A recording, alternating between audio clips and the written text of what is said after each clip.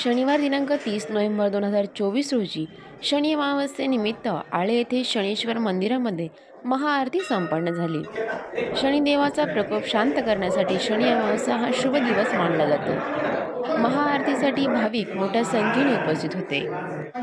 आजचे शनेश्वर महाराजांच्या शनी अमावस्यानिमित्त या ठिकाणी आजचे मानकरी श्रीयुत महेंद्र शेठ पाडेकर आळेगावचे उद्योजक, त्याचप्रमाणे आपल्या गावचे सांप्रदायिक क्षेत्राचा वसान वारसा असलेले बंडी शेठ कोकणे, त्याचप्रमाणे या आरतीचे मानकरी फुलसुंदर साहेब यांचा या ठिकाणी शनेश्वर महाराजांच्या आरतीचा मान होता।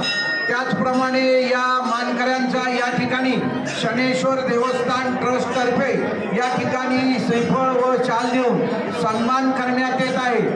त्याचप्रमाणे या ठिकाणी महेंद्र शेठ पाडेकर यांना विनंती करतो, आपण या ठिकाणी यायचे व आपला शाल श्रीफळ देऊन सन्मान होत आहे। या ठिकाणी सन्मान करते शनेश्वर।